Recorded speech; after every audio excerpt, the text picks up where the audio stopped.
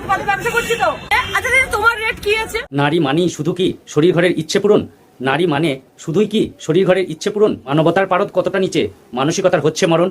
সঠিক বলেছে। সত্যি ভাবতে অবাক লাগে, নারীর পেটে জন্ম নিয়ে সেই নারী কি খিদের ভোগ্যবস্তু করে তুলছে? তাই আজ বলতে ইচ্ছে করে, 7 কোটি সন্তানেরে হে মুগ্ধ জননী, রেখেছো পশু করে, মানুষ করনি। দিদি বলে রেট জিজ্ঞেস করতে জানিস তো না? অভাবের তাড়নায় অন্য সংস্থানে ফুটপাতে নেমেছে বলে তোমরা তার গায়ে বারবনিতা স্ট্যাম্প লাগিয়ে দেবে?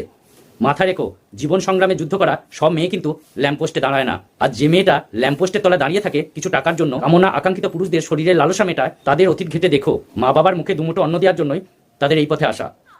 এটা আমাদের দোষ। তোরই দোষ। আচ্ছা, আমাদের দুনিয়াটা নয় রে বেঈমান, দুনিয়াটা নয় রে বেঈমান, মানুষ হয় বেঈমান ভাই রে, মানুষ হয় বেঈমান। আরে বলছি, তোমরা ব্লগিং করতে আসো না মানুষকে টেনে নিচে নামাতে আসো? একটা মানুষকে ছোট করতে তোমাদের একটুও বিবেকে বাধে না? কি মানুষ রে বাবা, ছি। ভিউ পাওয়ার জন্য মানুষ যে কতটা নিচে নামতে পারে এইসব ব্লগারদের দেখলেই সেটা বোঝা যায়। এটা আমাদের দোষ। না, আমার না, তোদের সরি। মানে লোকে ওটা বললে এটা আমাদের দোষ। এই পৃথিবীতে সেই মানুষ সব থেকে বেশি সুখী যার লজ্জা শরম বলে কিছু নেই। যে না জেনে ভুল করে তাকে ক্ষমা করা যায়, আর যে জেনে বুঝে ভুল করে সে ক্ষমার অযোগ্য। সঠিক বলেছে। একটা মানুষকে নিচে নামিয়ে নির্লজ্জের মতো বলে এটা কি আমার দোষ?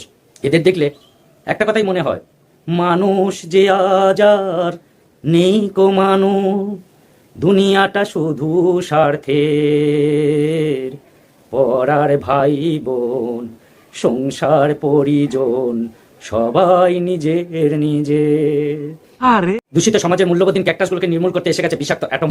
আজকে ভিডিওটা এমন জায়গা মারবো, না পারবে প্যান্ট পরতে, না পারবে লুঙ্গি পরতে। শুরু করা যাক কিছু আজব ব্লগারদের নিয়ে আজকে নতুন রোস্ট ভিডিও। ভিডিওটা ফানি বা এন্টারটেনমেন্টের জন্য বানানো হয়েছে, তাই ভিডিওটাতে কাউকে ব্যক্তিগত আঘাত করা আমার উদ্দেশ্য নয়। শুধুমাত্র ভিডিওটা দেখুন আর আনন্দ নিন। হ্যাঁ ভাই, ঠিক আছে, 100% ঠিক আছে। আর হ্যাঁ, অবশ্যই ভিডিওগুলো ভালো লাগলে চ্যানেলটা কিন্তু সাবস্ক্রাইব করবেন।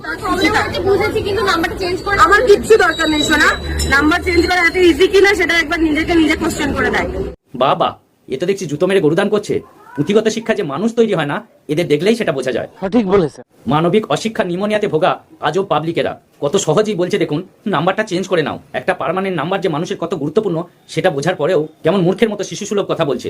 খুবই দরকার ছিল যে নাম্বারটাকে বিক্রি করে জনপ্রিয়তা করানো। না বাবা, তাই শোনা, আমাকে ক্ষমা করো শোনা। তাহলে কি করবো, আমরা চলে যাবো? নন্দিনীদি সত্যি ভদ্র মানুষ বলে যে তোমাদের সাথে এতক্ষণ কথা বলছে। যদি অন্য কেউ হতো না, তাহলে বুঝতে যে কত ধানে কত চাল। তার এত বড় ক্ষতি করার পরে কি তোমাদের জামাই আদর করবে? ভিডিওটা উঠেছে, ওটা আমরা ছেড়েছিলাম। তোমরা তো জানো কারো পারমিশন ছাড়া কারো ব্যক্তিগত নাম্বার ভাইরাল করা একটা বড় ক্রাইমের পর্যায়ে পড়ে।